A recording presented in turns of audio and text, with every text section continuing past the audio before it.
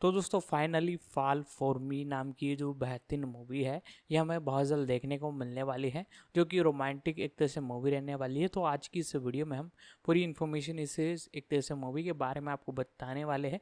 तो आप वीडियो को लाइक कर दें और आगे मैं इसकी इन्फॉर्मेशन आपको बताता हूँ।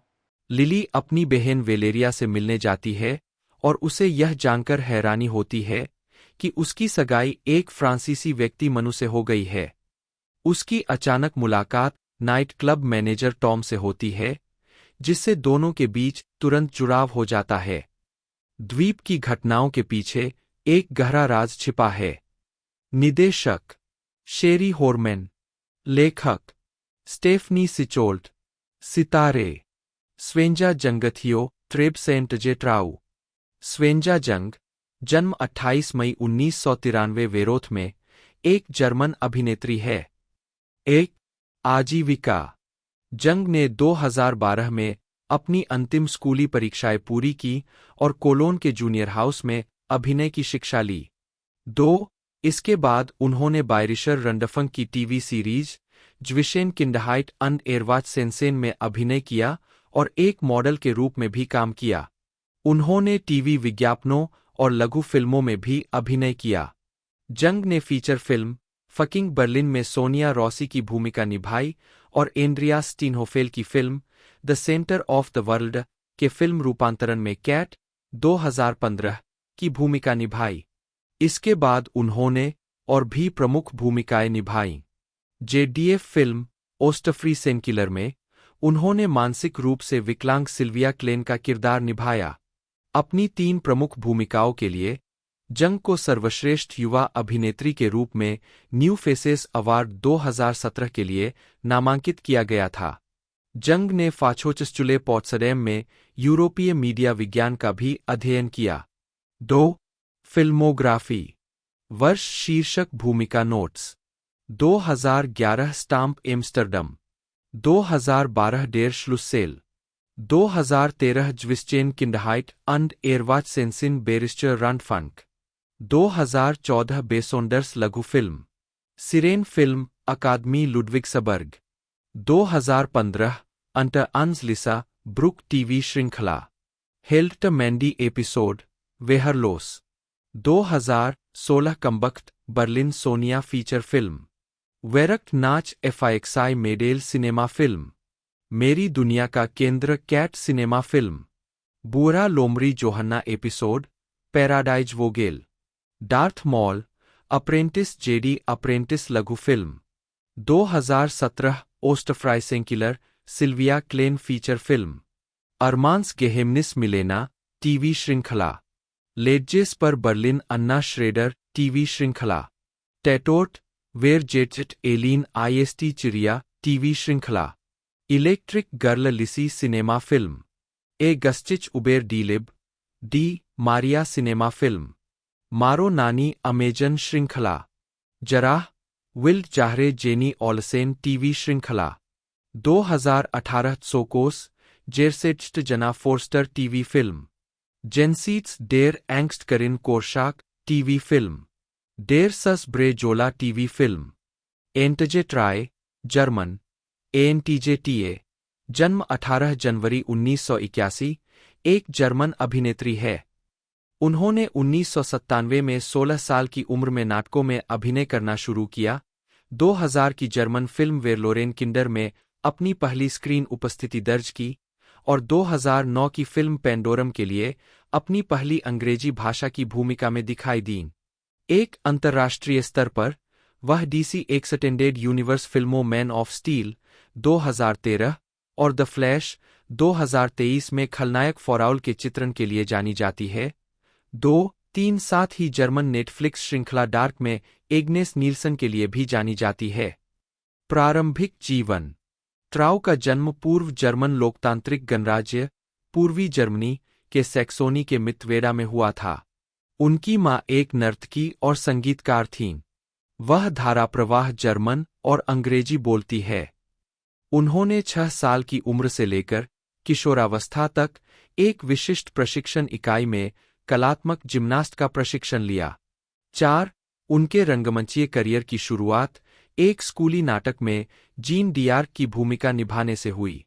एक 16 साल की उम्र में उन्हें इंटरनेशनल म्यूनिक आर्ट लैब के पहले हिप ओपेरा संगीत में वेस्ट एंड ओपेरा में मुख्य भूमिका मिली। 5, 6, 7 आजीविका। ट्राय ने 4 साल तक प्रोडक्शन के साथ प्रदर्शन किया और दौरा किया, पूरे जर्मनी, यूरोप और न्यूयॉर्क शहर में मंचों पर दिखाई दिए। इसके बाद ट्राय कई फिल्मों और टेलीविजन फिल्मों में दिखाई दिए, जैसे क्लेनरूपिन फॉरएवर, बर्लिन बाय द सी और फैंटम पेन। 2008 में ट्राउ को फिल्म पेंडोरम में मुख्य महिला भूमिका के लिए चुना गया था, जो क्रिश्चियन अल्वार्ट द्वारा निर्देशित एक विज्ञान कथा थ्रिलर फिल्म थी, जिसे ट्रेविस मिलॉय ने लिखा था और जिसमें डेनिस क्वेर और बेन फोस्टर ने अभिनय किया था। 2013 में ट्राउ ने Superman film man of steel में खलनायक फॉराउल की भूमिका निभाई, जिसे सकारात्मक समीक्षा मिली। 10 फॉरा की भूमिका की तैयारी में ट्राउ ने 4 महीने का गहन प्रशिक्षण और डाइटिंग कार्यक्रम किया। 2014 में ट्राय ने यूनिवर्सल पिक्चर्स की एक्शन फंतासी फिल्म सेवेंथ सन में बोनी लिजी का किरदार निभाया। 2016 की एआरडी निर्मित TV film fatal news D में गिजेल न्यूमायर के काल्पनिक चरित्र को चित्रित करने के लिए उन्हें जर्मनी में आलोचनात्मक प्रशंसा मिली। 2016 के लिए जर्मन टीवी प्रोडक्शंस में सर्वश्रेष्ठ अभिनेत्री के रूप में नामांकन, दोनों मिनिस्रीज वेनबर्ग और बर्लिन 1 में उनकी महिला प्रधान भूमिकाओं के लिए। उसके बाद से उन्हें कई जर्मन और अंतर्राष्ट्रीय फिल्मों और टीवी प्रोडक्शंस में मुख्य भूमिकाओं या आवर्ती सहायक भूमिकाओं में लिया गया है, जिसमें 2017 की फिल्म बाय बाय जर्मनी अभिनेता मोरित्स ब्लेबट्रेउ के साथ सैम गार्बर्स्की द्वारा निर्देशित, 2017 और 2018 में ट्रू की आगे की अभिनय प्रस्तुतियों में जर्मन नेटफ्लिक्स श्रृंखला प्रोडक्शन डार्क एग्नेस नील्सन के रूप में, और जर्मन फिल्में दास एंडे डेर वाहरहिट, स्पीलमाकर और बेलोन शामिल है। 2019 में ट्रू ने जर्मन ज़ेडीएफ टीवी मिनिस्रीज डेड एंड में कलाकारों की भूमिका निभाई।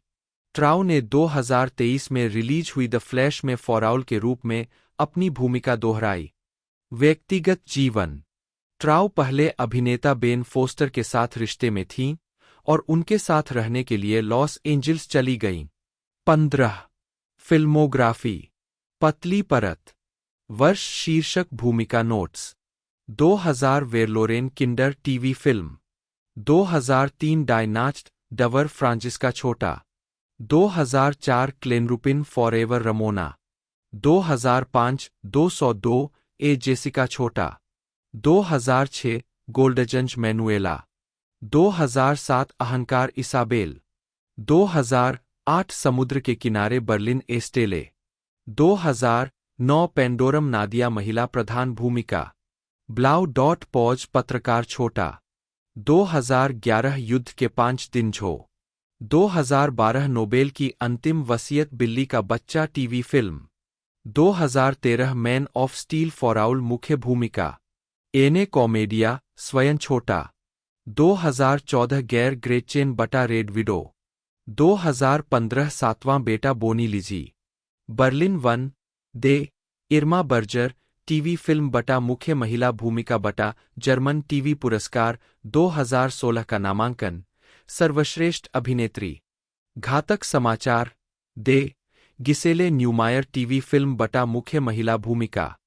थियो ट्रेब्स, जन्म 6 सितंबर 1994, एक जर्मन अभिनेता है जो प्रथम विश्व युद्ध पर आधारित फिल्म द व्हाइट रिबन 2009 में फर्डिनेंड की भूमिका और नाटकीय football film lessons of a dream 2011 में फेलिक्स की भूमिका के लिए जाने जाते हैं।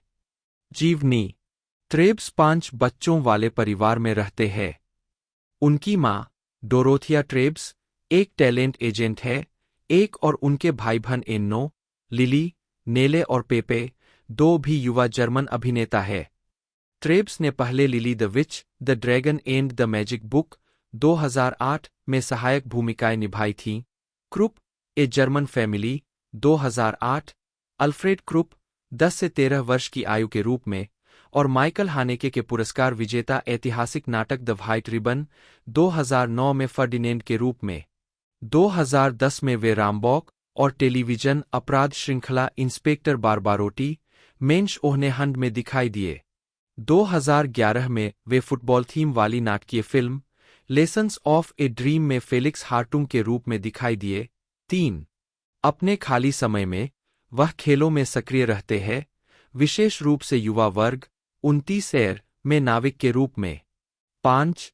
फिल्मोग्राफी, फिल्म और टेलीविजन वर्ष शीर्षक भूमिका नोट्स 2006 डाइक्लेन बेनिमशुले 2 फ्लोरियन वीडियो 2008 सारा लड़का 3 छोटा 2009 क्रुप युद्ध और शांति के बीच एक परिवार दे अल्फ्रेड क्रुप उम्र 10-13 JDF TV mini series 2009 Lilly the witch the dragon and the magic book Andreas 2009 सफेद रिबन फर्डिनेंड 2010 प्रिंस एंड बॉटल लड़का JDF TV mini series 2010 inspector Barbarotti मेंश ओहने हुंड क्रिस्टोफर ग्रंट टीवी फिल्म 2010 रैम्बॉक बीन बजाने वाला 2011 एक सपने के सबक 3 फेलिक्स हार्टुंग 2011 स्टटगार्ट हत्याकांड सोर्गेनकिंडर नोआ ब्रॉक टीवी श्रृंखला एपिसोड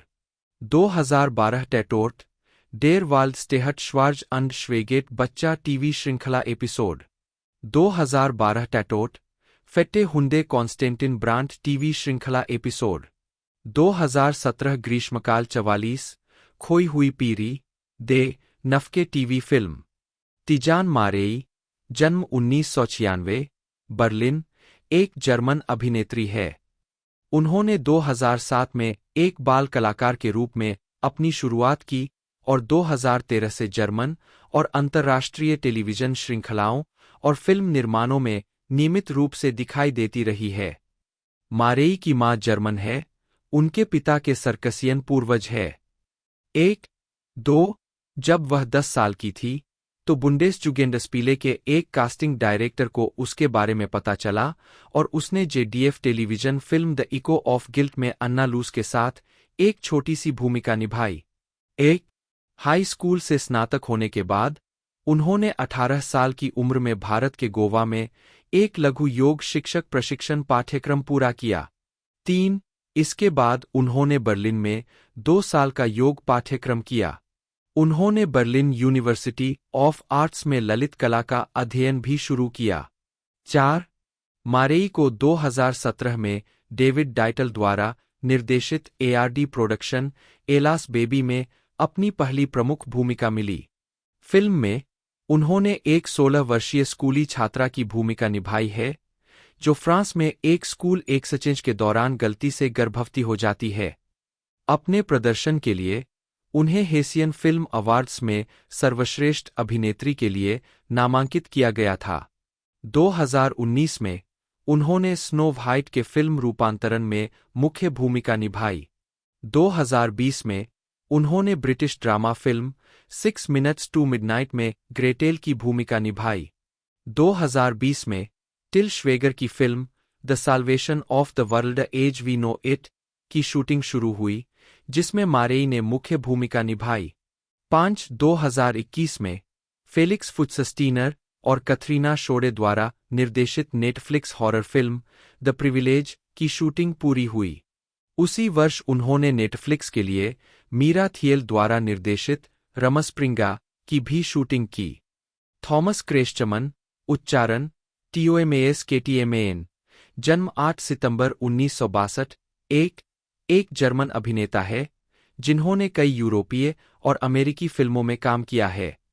उनकी उल्लेखनीय भूमिकाओं में स्टेलिनग्राद 1993 में lieutenant Hans von विट्जलैंड, the pianist 2002 में हॉप्टमैन विल्म होसेनफेल्ड, डाउनफॉल 2004 में हरमन फेगेलिन, किंग कांग 2005 में कैप्टन एंगलहॉर्न, वाल्किरी 2008 में मेजर ओटो रेमर, कार्स 2011 में प्रोफेसर जेड की आवाज और ए टैक्सी ड्राइवर 2017 में पत्रकार जुर्गन हिंजपीटर की भूमिका शामिल है।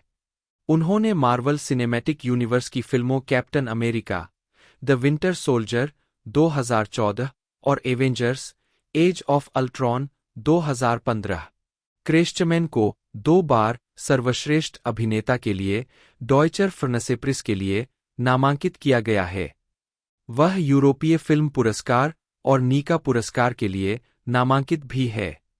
आजीविका 25 साल की उम्र में उन्होंने अभिनय की शुरुआत की और 1985 में वेस्टलर सहित कई यूरोपीय फिल्मों और टेलीविजन श्रृंखलाओं में अभिनय किया।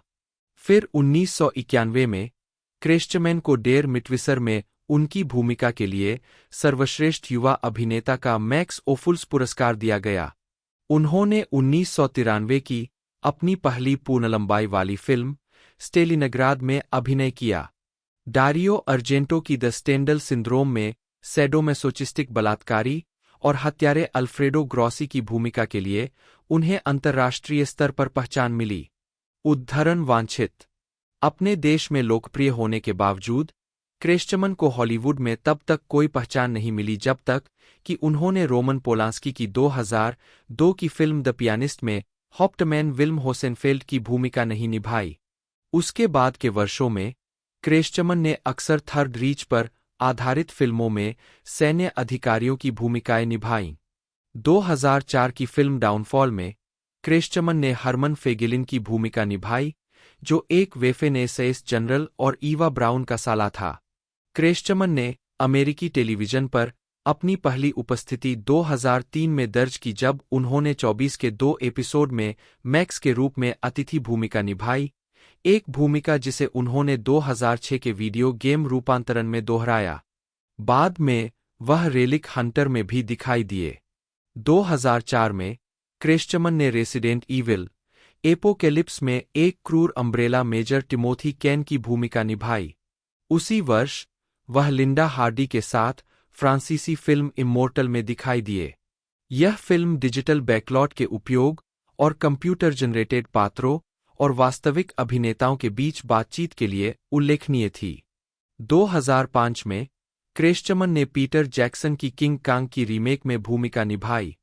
अगले वर्ष क्रेस्चमैन ने बटरफ्लाई ए ग्रिम लव स्टोरी जर्मनी के रोहटेनबर्ग में अपनी भूमिका के लिए प्रशंसा जीतना शुरू कर दिया। एक मनोवैज्ञानिक थ्रिलर फिल्म में केरी रसेल सहकलाकार थीं और यह आर्मिन मेइवेस नरभक्षण मामले से प्रेरित थी। इसे जर्मनी में मार्च 2006 में रिलीज करने के लिए निर्धारित किया गया था, लेकिन मेइवेस द्वारा अपने व्यक्तित्व अधिकारों के उल्लंघन के आधार पर इसे प्रतिबंधित करने के लिए सफलतापूर्वक मुकदमा दायर करने के बाद इसका प्रदर्शन निषेधाज्ञा के अधीन है। 2006 के फेस्टिवल डी सिने डी सिजेस में क्रेस्चमैन ने इस फिल्म में अपने प्रदर्शन के लिए अपने सहकलाकार थॉमस ह्यूबर के साथ सर्वश्रेष्ठ अभिनेता का पुरस्कार साझा किया। क्रेस्चमैन ने 2007 के पुचॉन इंटरनेशनल फैंटास्टिक फिल्म फेस्टिवल 2008 में क्रेस्चमैन को गिलर्मो डेल टोरो की हेलबॉय 2 द गोल्डन आर्मी में जोहान क्रॉस की आवाज देने के लिए काम पर रखा गया था। हालांकि कई परीक्षणों के बाद डेल टोरो ने फैसला किया कि क्रेस्चमैन की आवाज और जोहान के सूट के लिए मैकेनिकल साउंड एफेक्ट्स अच्छी तरह से मेल नहीं खा रहे थे, इसलिए यह हिस्सा सेठ मैकफरलेन को दे दिया गया। उसी वर्ष वह एंजेलिना जोली, मॉर्गन फ्रीमैन और जेम्स मैकएवॉय के साथ एक्शन थ्रिलर वांटेड में दिखाई दिए। उद्धरण वांछित। उसी वर्ष उन्होंने थ्रिलर वाल्किरी में अभिनय किया, जिसमें मेजर ओटो अर्नस्ट रेमर की भूमिका निभाई, जो एक वेहरमाच अधिकारी था जिसने 20 जुलाई प्लॉट को रोकने में महत्वपूर्ण भूमिका निभाई थी। टॉम क्रूज की कास्टिंग से पहले क्रेस्चमैन को कर्नल क्लॉस वॉन स्टॉफेनबर्ग की भूमिका निभाने के लिए माना गया था। थॉमस क्रेस्चमैन सबसे बाईं ओर फिल्म ट्रांससाइबेरियन के लिए एक प्रेस कॉन्फ्रेंस में 2008-2009 में क्रेस्चमैन अमेरिकी विज्ञान कथा TV drama series flash forward में अतिथि कलाकार के रूप में नजर आए, साथ ही British biopic the young Victoria में बेल्जियम के राजा लियोपोल्ड प्रथम की एक प्रमुख माध्यमिक भूमिका भी निभाई। इस फिल्म को 2010 में सर्वश्रेष्ठ कला निर्देशन और मेकअप के लिए 3 अकादमी पुरस्कारों में नामांकन मिला और कॉस्ट्यूम डिजाइन के लिए पुरस्कार भी जीते।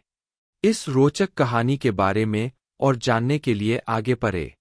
कहानी की शुरुआत इस बात से होती है कि कैसे टायलर नाम के मुख्य किरदार को अपने पिता से सैंडमैन की भूमिका विरासत में मिली है।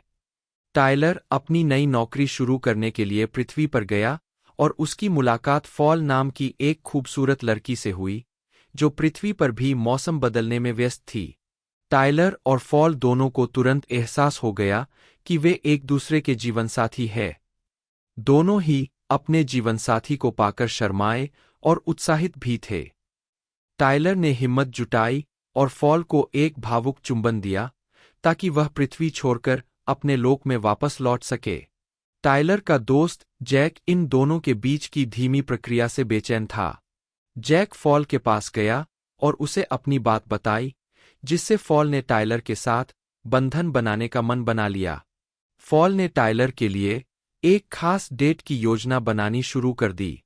जब टायलर ने तैयारी देखी तो उसने तुरंत फॉल को चिन्हित कर लिया और उनके संभोग बंधन को पूरा किया।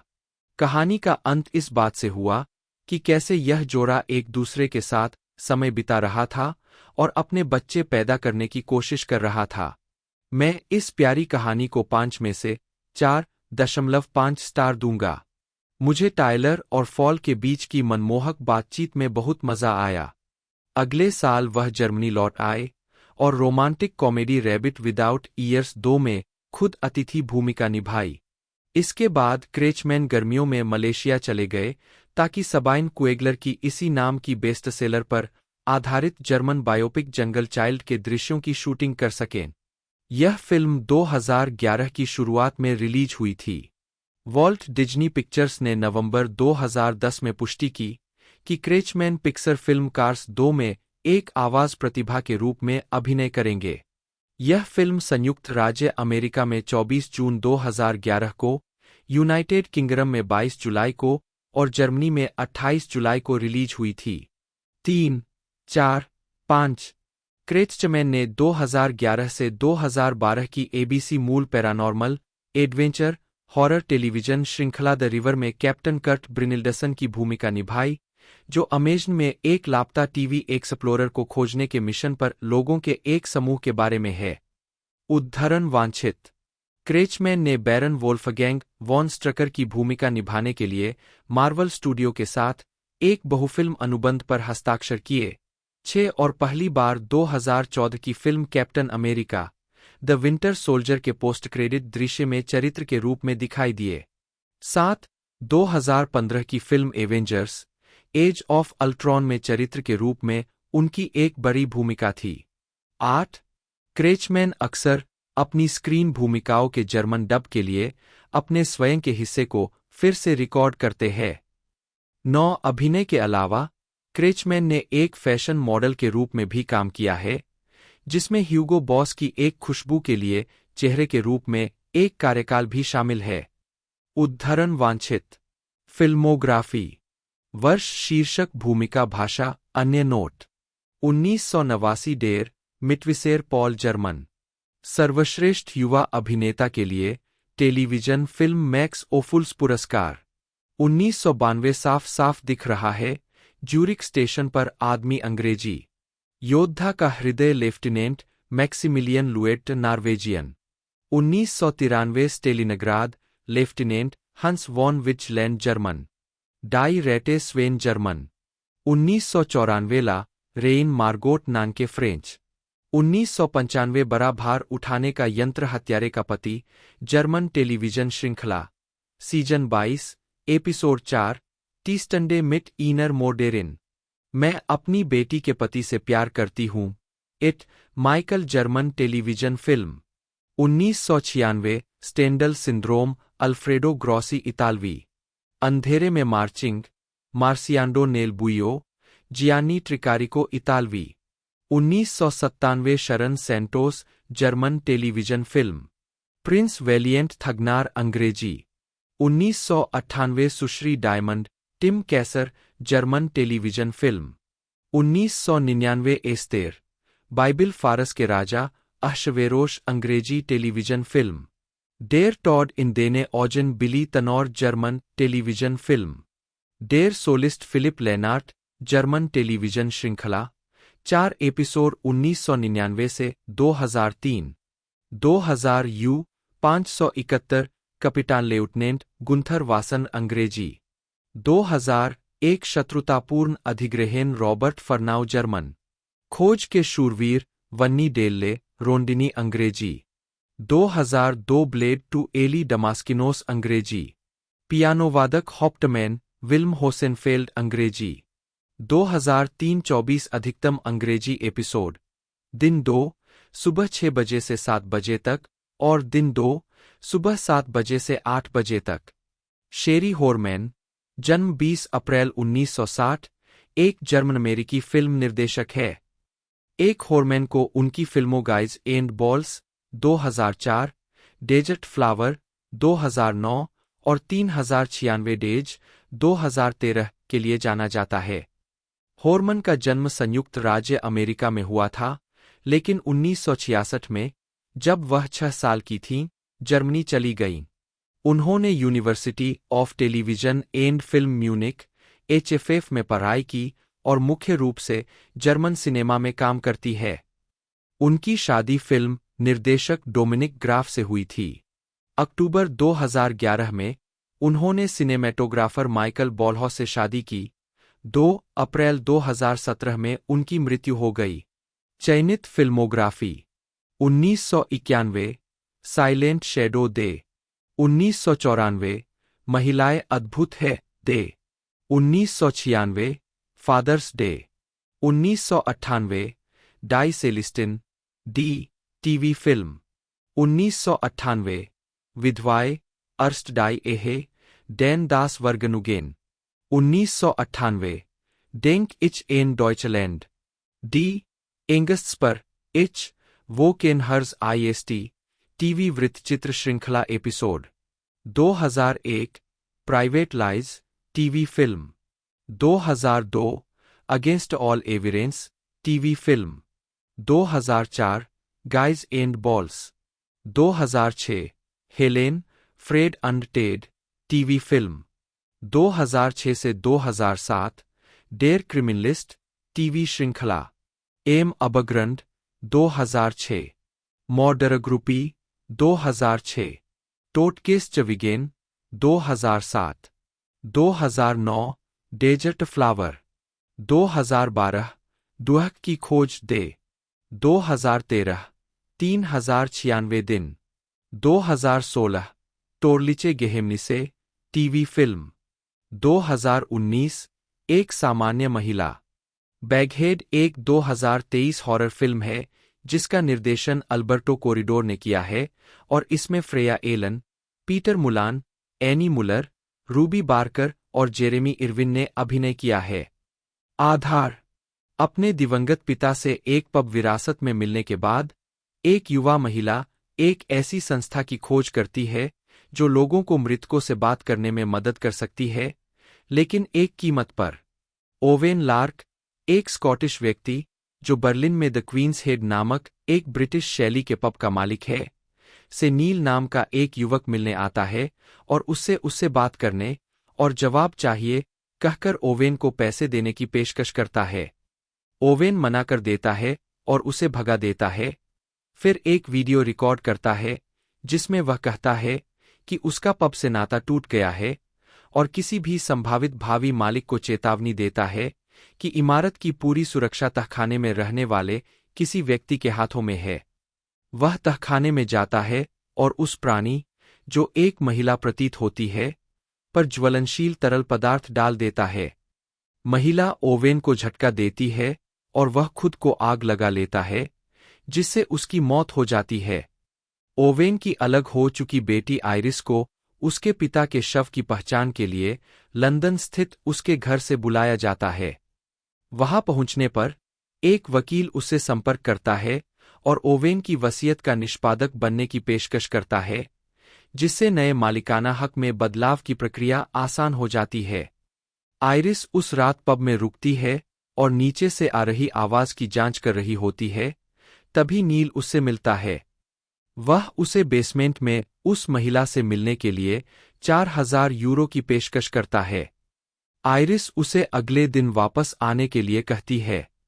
अगले दिन, यह महसूस करते हुए कि आगंतुकों से पैसे कमाने की क्षमता है, आइरिस पब के दस्तावेज पर खुद के नाम हस्ताक्षर कर देती है, जिससे वह नई मालिक बन जाती है। सॉलिसिटर उसे अपने पिता से एक निर्देश पैकेज देता है, जिसमें वीडियो भी शामिल है। आइरिस की दोस्त कैटी उसके साथ रहने आती है और वे दोनों नील के साथ तहखाने में जाते हैं। वहां, एक पुरानी लकड़ी की कुर्सी कमरे के केंद्र में एक अन्य कुर्सी के सामने रखी है, जिसके पीछे एक ईंट की दीवार है जिसमें एक बड़ा छेद है। नील छेद में पुकारता है और एक महिला अपने सिर पर टाट का थैला लेकर अंदर आती है। आइरिस, इमारत की मालिक होने के नाते, बैगहेड को बैठने का आदेश देने में सक्षम है। नील बैगहेड को कुर्सी से बांधता है और उसे एक अंगूठी देता है, अपनी पत्नी से बात करने के लिए कहता है। बैगहेड एक अलग महिला, नील की मां में बदल जाता है। आइरिस और केटी ओवेन का वीडियो देखते हैं।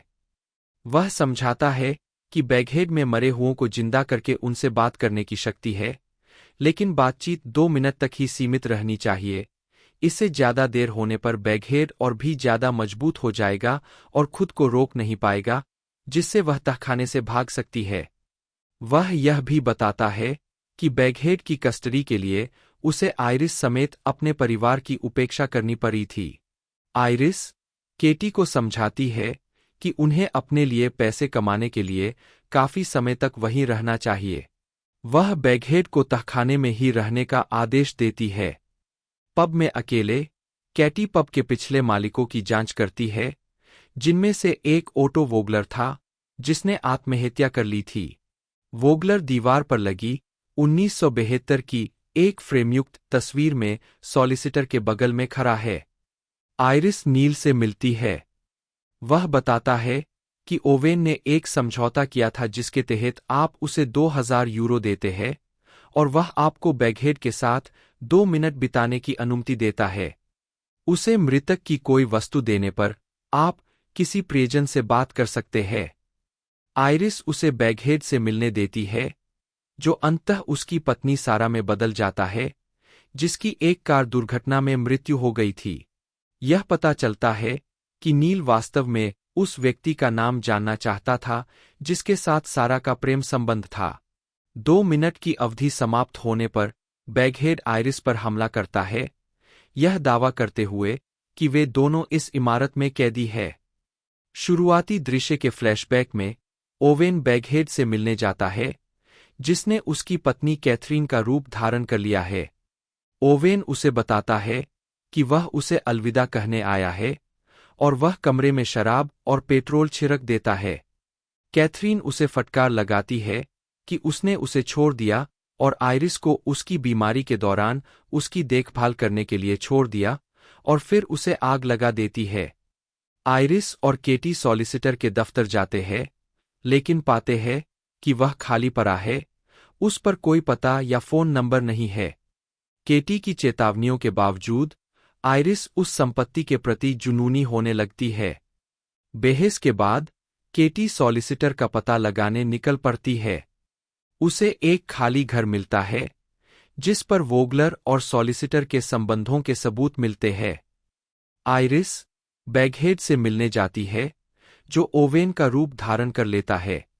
वह गुस्से में है कि आइरिस पब की नई मालिक है और उसने उसे और कैथरीन को उनकी रक्षा के लिए छोड़ दिया है। वह समझाता है कि बैगहेड बेकाबू है और उसे मारना नामुमकिन है, और आइरिस से विनती करता है कि वह उसे दोबारा न लाए। वह इमारत के दस्तावेज को जलाने की कोशिश करती है, लेकिन उसे नष्ट नहीं कर पाती, जिससे साबित होता है कि अब वह इमारत और उसमें रहने वाले जीव की कैदी है। कैटी पब लौटती है और बैगहेड से मिलती है, जो वोगलर के घर से मिले एक कागज के टुकड़े का इस्तेमाल करके वोगलर बन जाता है। वह बताता है कि 400 साल पहले एक प्राचीन बिरादरी ने एक युवा जादूगरनी को डायन बताकर उसे सूली पर जला दिया था। वह एक प्रतिशोधी आत्मा के रूप में लौटी जिसने उनके जीवन को नष्ट कर दिया। बिरादरी ने एक अनुष्ठान किया जिसके तहत उस चुड़ैल को एक भूमिगत कब्र में बंद कर दिया गया। सदियों बाद बिरादरी ने कब्र को फिर से खोला ताकि वह मृतकों को बुलाने की उसकी शक्ति का दुरुपयोग कर सके। बिरादरी के सदस्य बीमार हो गए और मर गए, जिससे श्राप का उत्तराधिकारी केवल एक ही संरक्षक रह गया, वह व्यक्ति जिसके हस्ताक्षर दस्तावेज पर है। फिर बैगहेड कैटी पर हमला करता है और उसे तहखाने में फंसा देता है। आइरिस तहखाने में जाती है और दीवार में बने छेद से आ रही केटी की मदद के लिए चीखें सुनती है। अपने पिता की चेतावनियों के बावजूद आइरिस उस छेद में घुस जाती है, जिसके पीछे चट्टान में गलियारों का एक गहरा जाल बना हुआ है। आइरिस को केटी का शव मिलता है और बैगहेड उसे छेद से वापस खदेड़ता है, लेकिन नील उसे बचा लेता है। आइरिस बैगहेड को फंसाने और उसे लोगों का इस्तेमाल करके सत्ता हासिल करने से रोकने के लिए छेद को बंद करने का फैसला करती है। नील आइरिस को बेहोश कर देता है और बैगहेड से बात करता है। वह बताता है कि वह इमारत का मालिकाना हक इसलिए लेना चाहता था ताकि जब चाहे सारा से बात कर सके। वह दस्तावेज पर अपने हस्ताक्षर करने की कोशिश करता है, लेकिन वह मिट जाता है। बैगहेड सारा में बदल जाता है और नील बताता है कि जिस रात उसकी मौत हुई थी, उसने कार चलाने का फैसला करने से पहले उसे बेहोश कर दिया था। सारा उसे आइरिस को मारने के लिए मनाने की कोशिश करती है ताकि वह पब का वारिस बन सके और वे फिर से साथ रह सकें। नील आइरिस पर हमला करता है और पब में उसका पीछा करता है। वे छत पर पहुंच जाते हैं और हाथापाई के बाद नील आइरिस को जमीन पर पटक देता है, जिससे उसकी मौत हो जाती है। नील बैगहेड को आइरिस का फोन दे देता है ताकि वह आइरिस बन जाए।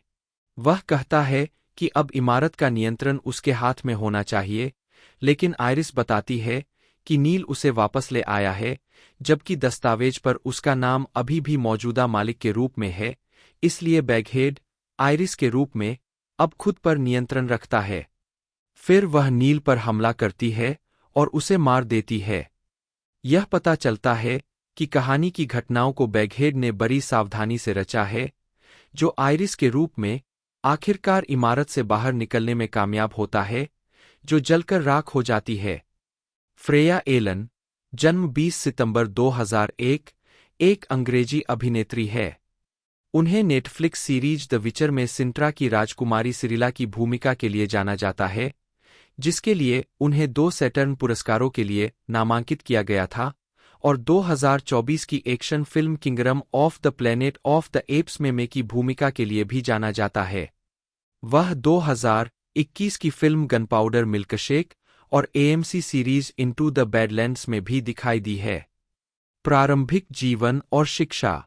एलन का जन्म 6 सितंबर 2001 को ऑक्सफोर्डशायर, इंग्लैंड में हुआ था और उन्होंने ऑक्सफोर्ड के हेडिंगटन स्कूल में पढ़ाई की।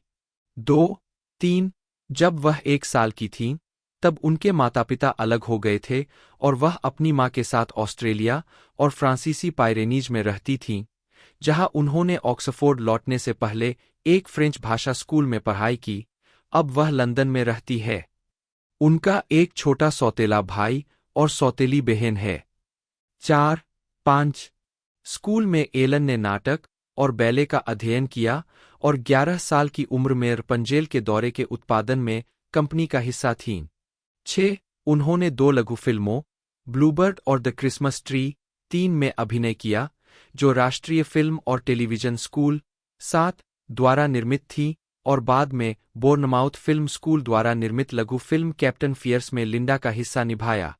आजीविका। एलन ने 2019 के BBC drama the war of the worlds के पहले एपिसोड में एक छोटी सी भूमिका निभाई थी। 8 उसी वर्ष वह शॉन पत्रिका के फ्रंट कवर पर दिखाई दी, जब वे अपनी 10वीं वर्षगांठ मना रहे थे। 9 2019 से एलन ने Netflix sports drama series the विचर में हेनरी कैविल और अन्या चालोत्रा के साथ राजकुमारी सिरी के रूप में अभिनय किया है। 10 जिसे लॉरेन श्मिट हिसरिच ने आंद्रेज सप्कोव्स्की की पुस्तक श्रृंखला से रूपांतरित किया है। मूल रूप से सिरी के रूप में दोबारा कास्ट किए जाने से पहले एक बार के किरदार के रूप में कास्ट किया गया था। वह पहली सीरीज के फिल्मांकन के दौरान 8 महीने तक हंगरी के बुडापेस्ट में रहीं। 8-11 एलन ने दूसरी सीरीज के लिए सिरी की भूमिका को दोहराया, जिसे 2020 की शुरुआत में लंदन में तैयार किया गया और 2021 में नेटफ्लिक्स पर रिलीज किया गया। 10-12 तीसरा सीजन जून 2023 में शुरू हुआ और इसमें सिरी को योद्धा बनने के लिए प्रशिक्षण लेते देखा गया। 14-2021 में एलन ने अल्बर्टो कोरिडोर द्वारा निर्देशित और रूबी बार्कर की सहकलाकार हॉरर फिल्म बैगहेड में मुख्य भूमिका निभाई। 15-2023 में एलन ने ऑस्ट्रेलिया में kingdom of the planet of the apps को फिल्माया, जिसमें उन्होंने मानव चरित्र में की भूमिका निभाई। 16 भूमिका की भौतिकता को स्वीकार करते हुए एलन ने अपने कुछ स्टंट खुद करने का विकल्प चुना।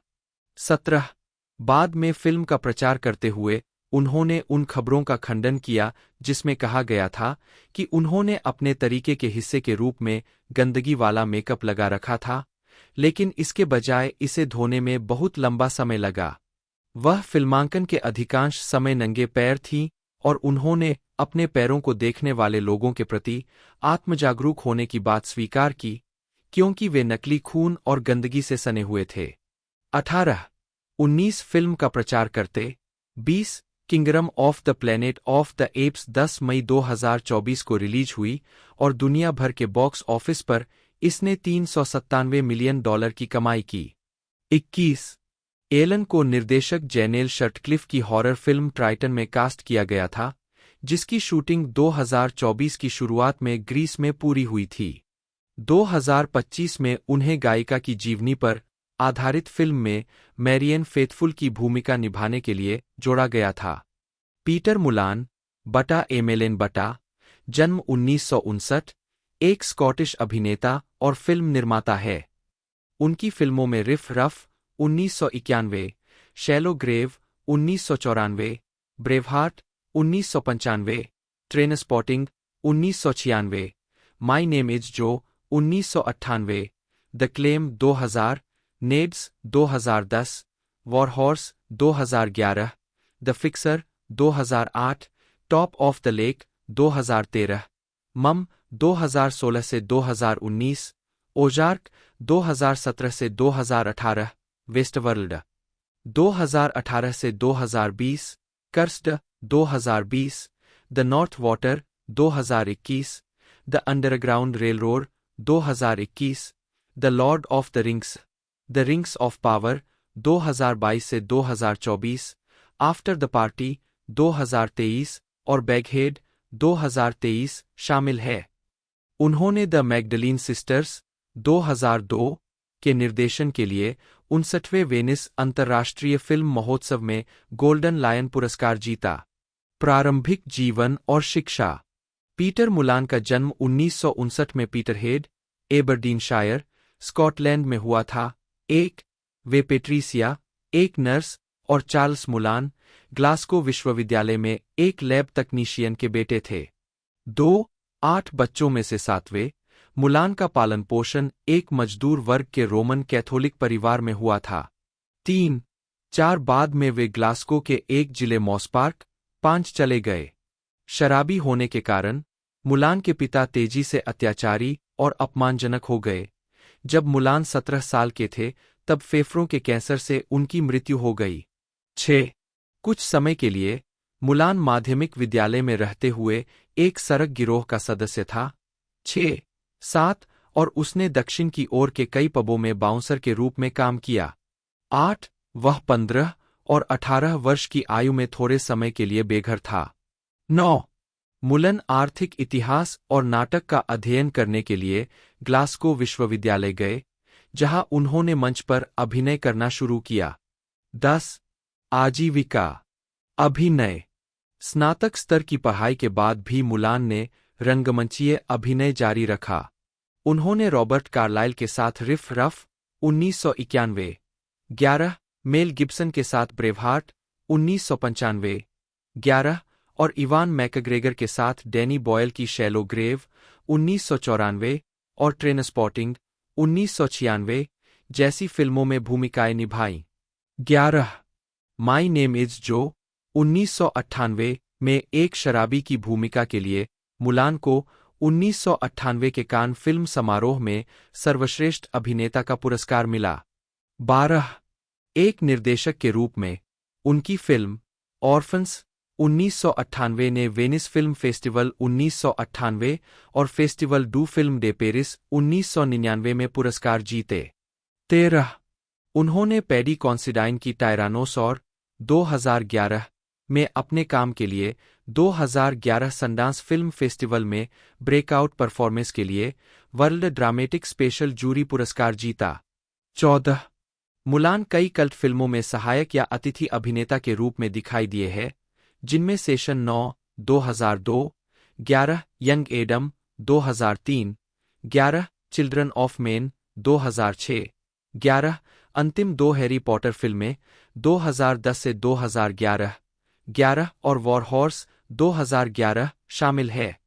11 टेलीविजन में उन्होंने 2008 की आईटीवी सीरीज द फिक्सर में मुख्य भूमिका निभाई। 11 मुलन जेरार्ड ली और जेन कैंपियन की 2013 की mini series top of the lake 11 में मैट मिचम के रूप में दिखाई दिए, जो मिचम परिवार के मुखिया और तुई मिचम के पिता है, जिनका गायब होना श्रृंखला का मुख्य विषय है।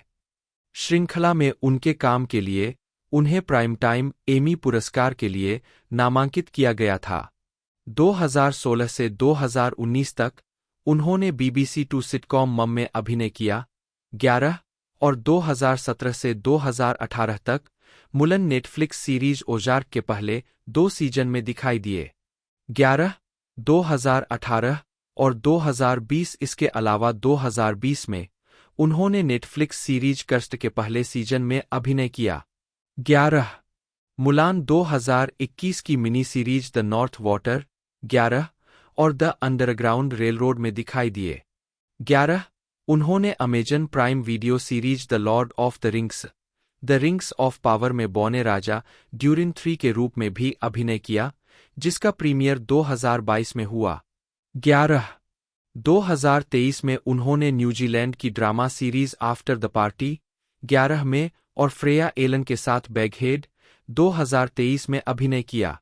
11 रास्ते पर लाने वाला मुलान एक आर्ट हाउस फिल्म निर्देशक है। 2002 में उन्होंने विवादास्पद फिल्म द मैगडलीन सिस्टर्स 11 के साथ निर्देशन और पटकथा लेखन में वापसी की, जो एक आयरिश मैगडलीन शरणस्थल के जीवन पर आधारित थी। इस फिल्म के लिए उन्हें 59वें वेनिस अंतर्राष्ट्रीय फिल्म समारोह में गोल्डन लायन पुरस्कार मिला, जिसे कई आलोचकों ने 2003 की सर्वश्रेष्ठ फिल्मों में शामिल किया और सर्वश्रेष्ठ ब्रिटिश फिल्म के लिए बाफ्टा पुरस्कार 14 और सर्वश्रेष्ठ फिल्म के लिए यूरोपीय फिल्म पुरस्कार के लिए नामांकित किया गया। 14 उन्होंने नेड्स 2010 के लिए सैन सेबेस्टियन अंतर्राष्ट्रीय फिल्म महोत्सव में गोल्डन शेल भी जीता। 14 उन्होंने प्रमुख यूरोपीय फिल्म समारोहों में अभिनय माई नेम इज जो के लिए कांस सर्वश्रेष्ठ अभिनेता पुरस्कार 14 और सर्वश्रेष्ठ फिल्म द मैगडलीन सिस्टर्स के लिए गोल्डन लायन 14 दोनों के लिए शीर्ष पुरस्कार जीते। रालना फ्रेया एलन आइरिस लार्क के रूप में, पीटर मुलान ओवेन लार्क के रूप में, एनी मुलर बैगहेड के रूप में, रूबी बार्कर केटी के रूप में, जेरेमी इरविन नील के रूप में, जूलिका जेनकिंस रेजिना के रूप में, कैथरीन के रूप में सैफरन बरोज, नेड डेनेही सॉलिसिटर के रूप में, स्वेंजा जंग सारा के रूप में। उत्पादन इस फिल्म का निर्देशन अल्बर्टो कोरिडोर ने किया है, जो 2017 में बनी उनकी इसी नाम की लघु फिल्म का विस्तार है, जिसे उन्होंने लोरकन रेली के साथ मिलकर लिखा था। 3-4 इस फीचर लेंथ फिल्म को क्रिस्टीना पामीज और ब्राइस मैकगायर ने भी लिखा है। कलाकारों में Freya Allen, Peter Mullan, Annie Muller, Jeremy Irvine और रूबी बार्कर शामिल है। 5-6 कलाकारों में Julika Jenkins, Saffron Burrows, Svenja Jung और नेड डेनेही भी शामिल है। 7 मुक्त करना फिल्म की जनवरी 2024 में सीमित नाटकीय रिलीज हुई थी। 3 यह जून 2024 से शूडर पर स्ट्रीम करने में सक्षम हो गई। 8 स्वागत। समीक्षा एग्रीगेटर वेबसाइट रॉटन टोमाटोज पर बैगहेड की 32 समीक्षाओं के आधार पर 31% की अनुमोदन रेटिंग है। 9। द गार्जियन में पीटर ब्रैडशॉ ने फिल्म को 5 में से 2 स्टार दिए और कहा कि इसमें कुछ दिलचस्प स्पर्श है, लेकिन उन्हें लगा कि कथानक में इसकी तुलना ऑस्ट्रेलियाई 2022 की फिल्म टॉक टू मी से बहुत आसानी से की जा सकती है। 10। कुछ आलोचकों ने फिल्म की बर्लिन स्थित पृष्ठभूमि पर भी सवाल उठाए। ब्रैडशॉ ने कहा कि मूल पृष्ठभूमि को बर्लिन में असहज और हैरान करने वाले तरीके से प्रत्यारोपित किया गया है, बिना यह बताए कि एक स्कॉटिश व्यक्ति मुलान बर्लिन में इस पब का मालिक कैसे और क्यों बना, जिसका अंग्रेजी नाम द क्वींस हेड है। इससे एक बेढंगी अप्रामाणिकता की परत बन जाती है जो इसे लगभग पूरी तरह से ध्वस्त कर देती है। इसी तरह साइट एंड साउंड के एंटोन बिटेल ने टिप्पणी की, बैगहेड एक उपयुक्त अमूर्त पृष्ठभूमि के साथ आता है, एक भयावह रूप से निर्जन, गॉथिक रोशनी वाला, कभी विभाजित बर्लिन जहां लगभग कोई भी जर्मन नहीं बोलता। रूबी बार्कर, जन्म 23 दिसंबर 1996, एक ब्रिटिश अभिनेत्री है। उन्हें नेटफ्लिक्स की पीरियड ड्रामा ब्रिजर्टन 2020 से 2022 में मरीना की भूमिका के लिए जाना जाता है। उन्हें film how to stop a recurring dream 2020 में उनकी प्रमुख भूमिका के लिए ब्रिटिश अर्बन फिल्म फेस्टिवल में सर्वश्रेष्ठ अभिनेत्री का पुरस्कार मिला। प्रारंभिक जीवन। बार्कर का जन्म इस्लिंगटन में आयरलैंड और मोंटसेराट के माता-पिता के यहाँ हुआ था। जन्म के तुरंत बाद ही वह अपनी बहन हैरियट के साथ पालक देखभाल प्रणाली में शामिल हो गई और दोनों को गोद ले लिया गया। बार्कर ने अपना प्रारंभिक बचपन लंदन और विंचेस्टर में बिताया और फिर किशोरावस्था तक ग्लासगो में पली बड़ी। एक ग्लासगो में रहते हुए उन्होंने एलिजाबेथ मरे स्कूल ऑफ डांस में सप्ताहांत की कक्षाएं लीं। उनका पहला अभिनय अनुभव आरबीएस के एक विज्ञापन में था। 2. उसके माता-पिता अंततः अलग हो गए और बार्कर अपनी मां और सौतेली मां के साथ यॉर्कशायर के सेल्बी जिले के एक गांव चर्च फेंटन में रहने चली गईं। उन्होंने पास के टेडकास्टर ग्रामर स्कूल में पढ़ाई की।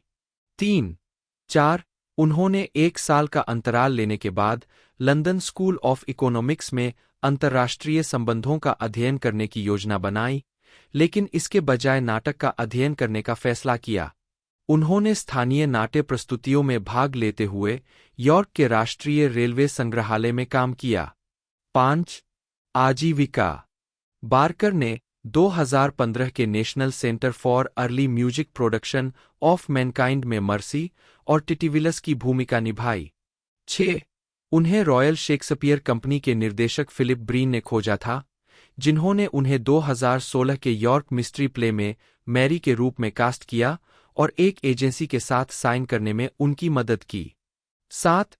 8. 9. इसके बाद बार्कर ने टेलीविजन पर दिखाई देना शुरू किया। सीबीबीसी टीन फैंटेसी सीरीज वोल्फब्लर की 5वीं सीरीज में डेजी के रूप में एक आवर्ती भूमिका निभाई। 2018 में बार्कर ने शेफील्ड थिएटर्स के नाटक ऑफ क्लोज क्वार्टर्स में प्राइवेट सारा फाइंडले के रूप में अभिनय किया। 10. 2020 में बार्कर ने शोंडालैंड द्वारा निर्मित नेटफ्लिक्स पीरियड ड्रामा ब्रिजर्टन में मरीना का किरदार निभाना शुरू किया। उन्होंने thriller film how to stop a recurring dream में लिली रोज असलांडोगु के साथ अपनी फीचर फिल्म की शुरुआत की। 11. 12. उनके प्रदर्शन के लिए उन्हें ब्रिटिश अर्बन फिल्म फेस्टिवल में सर्वश्रेष्ठ अभिनेत्री का पुरस्कार दिया गया। 2022 में बार्कर ने हैमरस्मिथ के लिरिक थिएटर में रनिंग विद लायंस में लंदन स्टेज पर अपनी शुरुआत की। 13. 2024 की हॉरर फिल्म बैगहेड में उनकी एक भूमिका है। 14. व्यक्तिगत जीवन। बार्कर को मानसिक स्वास्थ्य कारणों से 2022 में अस्पताल में भर्ती कराया गया था। उन्होंने कहा कि वह वास्तव में लंबे समय से अस्वस्थ थीं और उनके अंदर यह सभी अंतर्पीढ़ीगत आघात जमा था। 15. उन्हें 30 मई 2022 तक अस्पताल से छुट्टी दे दी गई थी। 16. 17. ब्रिजर्टन सीजन 1 की शूटिंग के दौरान कथित तौर पर उनके मानसिक स्वास्थ्य में गिरावट आई थी और इसके परिणामस्वरूप 2 संकट पैदा हुए थे। 18 जनवरी 2023 में बार्कर ने अपने पिता को खो दिया। उनकी विरासत का सम्मान करने के लिए वह क्रूस बेरेवमेंट सपोर्ट चैरिटी की राजदूत बन गईं। 19 मार्च 2024 में रॉक क्लाइंबिंग करते समय बार्कर का हाथ टूट गया। निर्देशक अल्बर्टो कोरिडोर, पटकथा Cristina Pamies, Bryce McGuire, Lorcan Reilly, अभिनीत Freya Allen, Peter Mullan, Annie Muller, Ruby Barker, Jeremy Irvine, छायांकन कैले फिनोट, द्वारा संपादित जेफ बेटनकोर्ट, संगीत सुवीवा एकास, उत्पादन कंपनियां studio Babelsberg, studio Canal, the picture company, द्वारा वितरित, स्टूडियो कैनाल, यूनाइटेड किंगडम और जर्मनी, शडर, संयुक्त राज्य अमेरिका। रिलीज की तारीखें 28 दिसंबर 2023 जर्मनी, 24 जनवरी 2024 यूके। कार्यकारी समय 94 मिनट 1। देशों यूनाइटेड किंगडम, जर्मनी, संयुक्त राज्य अमेरिका। भाषा अंग्रेजी। व्यक्तिगत जीवन। मुलान ने 1989 में अभिनेत्री और पटकथा लेखिका एन स्वान से शादी की। 2006 में उनका तलाक हो गया। उनके 4 बच्चे हैं, 3 स्वान से, जिनमें से एक बेटा ऑटिज्म से ग्रस्त है, और एक पूर्व प्रेमिका, कार्यकर्ता रोबिना कुरैशी से। 15 वह न्यूजीलैंड की अभिनेत्री रॉबिन मैल्कम के साथ रिश्ते में है, जिनसे उनकी मुलाकात 2013 में टॉप ऑफ द लेक की फिल्मांकन के दौरान हुई थी। 16 एक स्वघोषित मार्क्सवादी। 6 मुलन ने समाजवादी कारणों का समर्थन करना जारी रखा और 1980 के दशक और 1990 के दशक के मध्य में मार्गरेट थैचर और जॉन मेजर कंजर्वेटिव सरकारों के दौरान स्कॉटलैंड में पनपे वामपंथी थिएटर आंदोलन में एक अग्रणी व्यक्ति थे। इनमें 7 84 और वाइल्डकैट थिएटर कंपनियों के साथ कार्यकाल शामिल थे। टोनी ब्लेयर और गॉर्डन ब्राउन की नई लेबर सरकारों के एक मुखर आलोचक, उन्होंने द गार्जियन को बताया, टीयूसी और लेबर पार्टी ने हमें, मजदूर वर्ग, बड़े पैमाने पर बेच दिया, बेशर्मी से। 17 1999 के स्कॉटिश संसद चुनाव से पहले मुलन ने नई स्कॉटिश सोशलिस्ट पार्टी और उनके नेता टॉमी शेरिडन को समर्थन देने का वादा किया। मुलन ने यूके इमिग्रेशन सर्विस के ग्लासगो कार्यालयों पर 2006 के कब्जे में हिस्सा लिया। जनवरी 2009 में मुलान ने अन्य कलाकारों के साथ मिलकर गाजा के लिए आपदा आपातकालीन समिति की अपील को प्रसारित करने से बीबीसी के इनकार का विरोध किया। उन्होंने बीबीसी के महानिदेशक मार्क थॉम्पसन से कहा, लाखों अन्य लोगों की तरह हम भी अपील को प्रसारित करने से इनकार करने के फैसले से पूरी तरह स्तब्ध है। जब तक यह अपमानजनक फैसला वापस नहीं लिया जाता, हम बीबीसी के लिए फिर कभी काम नहीं करेंगे। हम अपने पेशे और उससे आगे के अन्य लोगों से भी ऐसा ही करने का आग्रह करेंगे।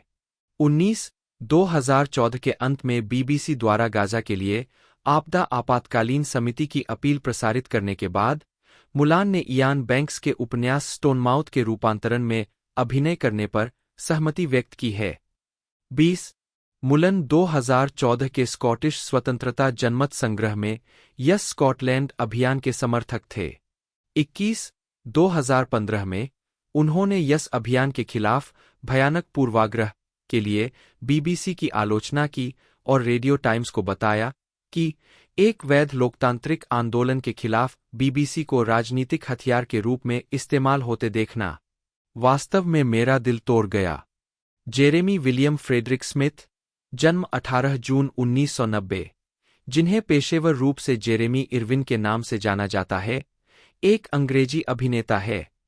उन्होंने अपने फिल्मी करियर की शुरुआत तब की जब स्टीवन स्पीलबर्ग ने उन्हें महाकाव्य युद्ध फिल्म वॉर हॉर्स 2011 में अभिनय करने के लिए चुना और उसके बाद से उन्होंने great expectations 2012, the railway man 2013 और मम्मा मिया, हियर वी गो अगेन 2018 जैसी फिल्मों के साथ साथ टेलीविजन श्रृंखला ट्रेडस्टोन 2019 में भी अभिनय किया है। वह आगामी horror film return to Silent Hill में जेम्स सुंदरलैंड की भूमिका निभाने के लिए तैयार है। इरविन ने एक मेथड एक्टर के रूप में ख्याति अर्जित की है। वॉर हॉर्स के लिए उन्होंने वजन उठाना शुरू किया और 6.4 किलोग्राम 14 पाउंड मांसपेशियां हासिल की। 2 महीने तक गहन घुड़सवारी प्रशिक्षण लिया और फिल्म में सोमे की लड़ाई के दृश्य को फिर से बनाने में इतना समय लगाया कि उन्हें ट्रेंचफुट हो गया। द रेलवे मैन के लिए उन्होंने 2 महीने तक खुद को भूखा रखकर लगभग 6.4 किलोग्राम 14 पाउंड वजन कम किया और अपने यातना दृश्यों को खुद ही निभाया।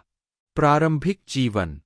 इरविन का जन्म जेरेमी विलियम फ्रेडरिक स्मिथ 1-2 के रूप में 18 जून 1990 को गैमलिंगे में हुआ था।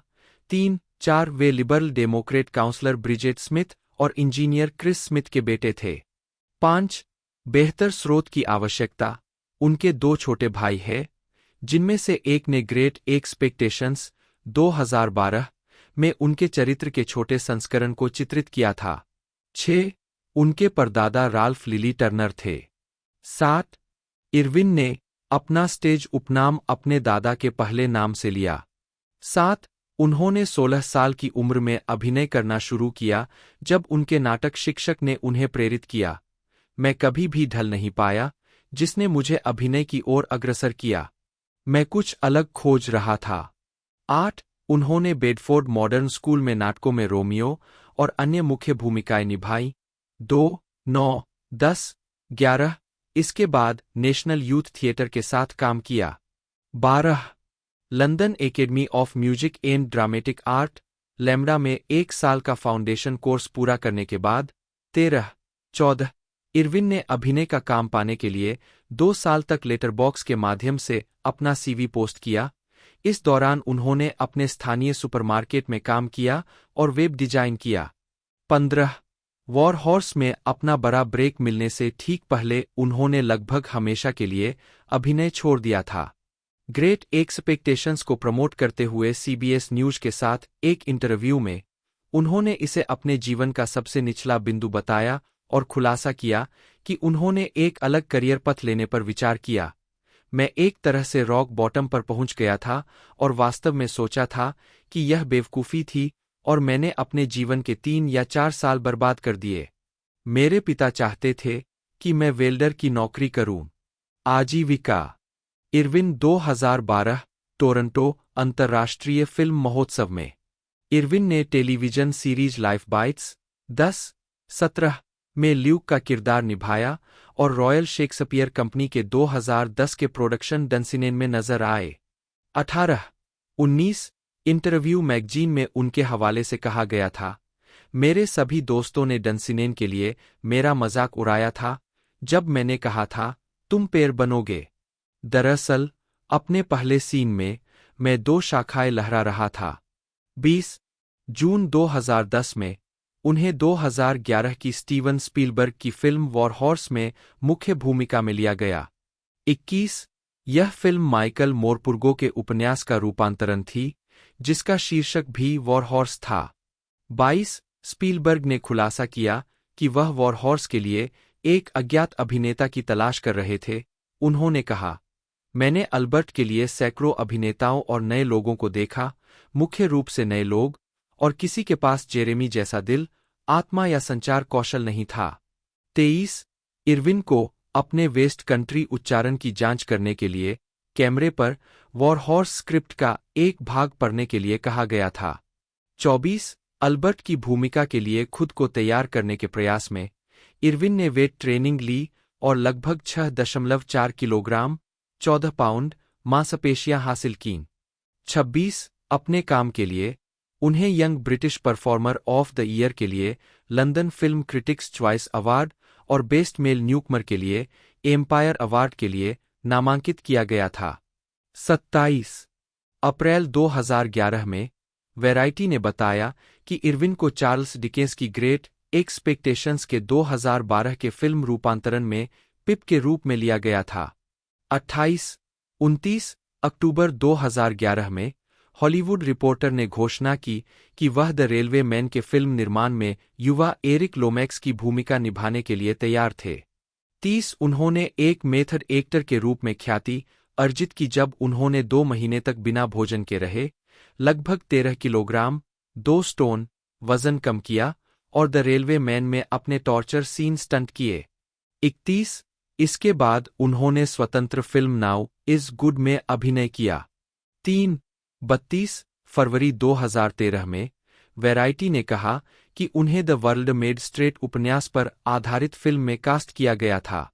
12 अगस्त 2014 को डेडलाइन ने बताया कि इरविन को मैरी शेलीज मॉन्स्टर में पर्सी बिशे शेली के रूप में लिया गया था। 34 नवंबर 2015 में उन्होंने डॉन ब्रोको के संगीत वीडियो नर्व में अभिनय किया। उन्होंने बैंड के सदस्यों की तरह ही बेडफोर्ड मॉडर्न स्कूल में पढ़ाई की। 35 अगले महीने वह बिलियनेयर बॉयज क्लब के कलाकारों में शामिल हो गए। 36 जुलाई 2017 में उन्होंने पुष्टि की कि वह द लास्ट फुल मेजर के कलाकारों में शामिल हो गए हैं। 37 2018 में उन्होंने मम्मा मिया हियर वी गो अगेन में सैम कारमाइकल के युवा संस्करण को चित्रित किया। 39 मई 2021 में उन्हें विभिन्न ग्रीन लैंटर्न पात्रों पर आधारित HBO max live action television श्रृंखला लैंटर्न में एलन स्कॉट के रूप में लिया गया था। 40 फरवरी 2024 में यह घोषणा की गई थी कि उन्हें आउटलैंडर प्रीक्वल श्रृंखला Outlander blood of my blood में हेनरी ब्यूचैम्प के रूप में लिया गया था। 41 वह साइलेंट हिल वीडियो गेम पर आधारित आगामी horror film return to Silent Hill में जेम्स सुंदरलैंड को चित्रित करने के लिए भी तैयार है। स्टूडियो कैनाल SAS 1 जिसे पहले ले studio canal plus, canal plus distribution, canal plus DA और कैनाल प्लस प्रोडक्शन के नाम से जाना जाता था और स्टूडियो कैनाल इंटरनेशनल के नाम से भी जाना जाता था, एक फ्रांसीसी फिल्म और टेलीविजन उत्पादन और वितरण कंपनी है जो कैनाल प्लस SA की सहायक कंपनी है। जून 2025 तक कंपनी की यूरोप और अमेरिका में 13 प्रोडक्शन कंपनियां हैं और इसकी विशाल फिल्म लाइब्रेरी में लगभग 9000 फिल्में हैं। कंपनी दुनिया भर में होम वीडियो रिलीज और डिजिटल प्लेटफॉर्म के लिए अपनी फिल्मों के संरक्षण और पुनर्स्थापन को सुनिश्चित करती है। इतिहास यह भी देखें। ग्रुप कैनाल प्लस इतिहास 1 जनवरी 1987 को कैनाल प्लस प्रोडक्शंस की स्थापना नवंबर 1984 में स्थापित केबल चैनल कैनाल प्लस की सिनेमा फिल्म सहनिर्माण सहायक कंपनी के रूप में हुई थी। इस सब्सक्रिप्शन चैनल की सहस्थापना आंद्रे रूसेलेट 2 और पियरे लेस्क्योर ने की थी। 3-4 इसका उद्देश्य कैनाल प्लस की अपनी लाइब्रेरी बनाकर अमेरिकी प्रमुख स्टूडियो पर निर्भरता कम करना था, जिसका उपयोग पेटीवी चैनल अपने चैनलों और अंतर्राष्ट्रीय स्तर पर कर सकते थे। 2 दिसंबर 1990 तक कैनाल प्लस प्रोडक्शंस ने ले स्टूडियो कैनाल प्लस का नाम बदल दिया और क्रिस्टोफ कीस्लोवस्की की अपनी पहली film the double life of Veronique release की। 4 1990 के दशक के शुरुआती वर्षों में यह स्पष्ट हो गया कि कैनाल प्लस फ्रांसीसी फिल्म उद्योग में एक प्रमुख योगदानकर्ता था, अपनी आय का 10% फ्रांसीसी निर्मित फिल्मों पर खर्च करने के दायित्व के साथ साथ अमेरिकी फिल्म अधिकारों का यूरोप का सबसे बड़ा खरीदार था। 2 कैनाल प्लस ने अन्य कंपनियों में भी निवेश किया। 1991 में इसने स्वतंत्र अमेरिकी स्टूडियो कैरोल को पिक्चर्स में 5% हिस्सेदारी खरीदी। 2 हालांकि 1992 में कैरोल को पिक्चर्स के कॉरपोरेट पुनर्गठन में प्रवेश करने के बाद ले स्टूडियो कैनाल प्लस को वित्तीय कठिनाइयों का सामना करना पड़ा। स्टूडियो कैनाल के शुरुआती वर्षों के सबसे उल्लेखनीय निर्माणों में Terminator 2, judgment day, JFK, basic instinct, cliffhanger, under siege, free Willy और मूल स्टारगेट फिल्म शामिल है। उन दिनों इसे ले स्टूडियो कैनाल प्लस या केवल कैनाल प्लस के नाम से जाना जाता था। उद्धरण वांछित कंपनी द्वारा वित्तपोषित अन्य फिल्मों में U571, बुली और ब्रिजेट जोन्स डायरी शामिल है। स्टूडियो कैनाल ने डेविड लिंच की फिल्म मुल्होलैंड ड्राइव के अंतिम तीसरे भाग को भी वित्त पोषित किया। 5. स्टूडियो कैनल ने ब्रदरहुड ऑफ द वुल्फ, जो संयुक्त राज्य अमेरिका में छठी सबसे ज्यादा कमाई करने वाली फ्रेंच भाषा की फिल्म बन गई, और इंटीमेट स्ट्रेंजर्स जैसी फ्रेंच भाषा की फिल्मों को भी वित्त पोषित किया। टर्मिनेटर 2, जजमेंट डे जैसी फिल्में जिसने 519 मिलियन अमेरिकी डॉलर की कमाई की, बेसिक इंस्टिंक्ट जिसने 352 मिलियन अमेरिकी डॉलर की कमाई की, और द टूरिस्ट जिसने दुनिया भर में 278 मिलियन अमेरिकी डॉलर की कमाई की, स्टूडियो कैनल के लिए बड़ी बॉक्स ऑफिस हिट रही है। 6, 7, 8 जनवरी 1996 में ले स्टूडियो कैनाल प्लस ने कैरोल को पिक्चर्स की लाइब्रेरी के लिए 56 मिलियन डॉलर की बोली लगाई।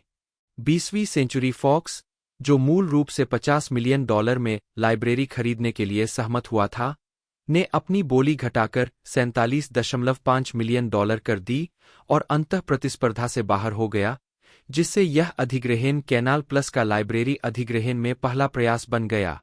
9, 10 ले स्टूडियो कैनाल प्लस की मूल योजना एक अखिल यूरोपीय वितरण नेटवर्क बनाने की थी।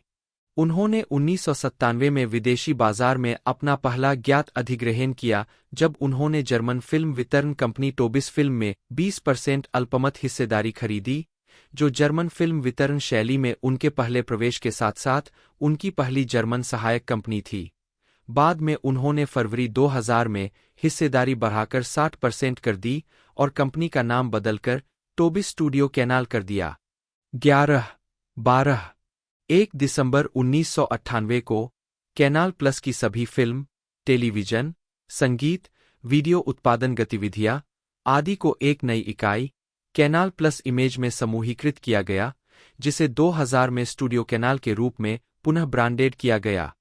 4 दिसंबर 2000 में स्टूडियो कैनल ने इटली में एक संयुक्त उद्यम वितरण कंपनी शुरू करने के लिए इतालवी सार्वजनिक प्रसारण कंपनी राय के साथ उसके प्रभाग राय सिनेमा के माध्यम से भागीदारी की, जिसने स्टूडियो कैनल की इतालवी फिल्म निर्माण और वितरण बाजार में पहली प्रविष्टि को चिह्नित किया।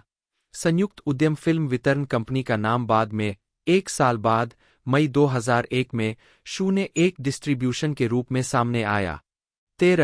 14 हालांकि 2 साल बाद जून 2003 में स्टूडियो कैनल ने घोषणा की कि उसने इतालवी संयुक्त उद्यम वितरण संगठन 01 डिस्ट्रीब्यूशन में अपनी 50% हिस्सेदारी इतालवी सार्वजनिक प्रसारण कंपनी राय को अपने सिनेमा प्रभाग राय सिनेमा के माध्यम से बेच दी है, जिससे बाद में 01 डिस्ट्रीब्यूशन का पूर्ण नियंत्रण हो गया। 16 जुलाई 2001 में स्टूडियो कैनाल ने स्पेनिश पे टेलीविजन कंपनी सोगेकेबल, उस समय विवेंडी यूनिवर्सल के पास सोगेकेबल का 21% स्वामित्व था, से सोगेपैक में 45% हिस्सेदारी 36.2 मिलियन डॉलर में हासिल करके स्पेनिश फिल्म उद्योग में प्रवेश किया। साथ ही पूर्व को अपनी स्पेनिश सहायक कंपनी स्टूडियो कैनाल एस्पाना में 73% नियंत्रण हिस्सेदारी और संयुक्त उद्यम वार्नर सोगे फिल्म्स में अल्पसंख्यक हिस्सेदारी भी दी। 17, 18, 19 अगले महीने स्टूडियो कैनाल ने फ्रांसीसी टेलीविजन प्रोडक्शन पावरहाउस एक्सपेंड में 52% हिस्सेदारी हासिल कर ली। तो दोस्तों ये सीरीज हमें यानी एक तरह से मूवी हमें अभी देखने को मिलने वाली है इस सप्ताह के अंदर ही। बाकी रिलीजिंग डेट मैंने आपको बताई दी है, और लेंथ की बात कर ले 98 मिनट लगभग इसकी लेंथ रहने वाली है। बाकी मैंने पूरी इन्फॉर्मेशन इसकी मैंने आपको बताई दी है। वीडियो आपको अच्छी लगती है तो लाइक करना ना भूलिएगा, चैनल को सब्सक्राइब करना ना भूलिएगा। आज की इस वीडियो में इतना ही, मिलता है अगले वीडियो में।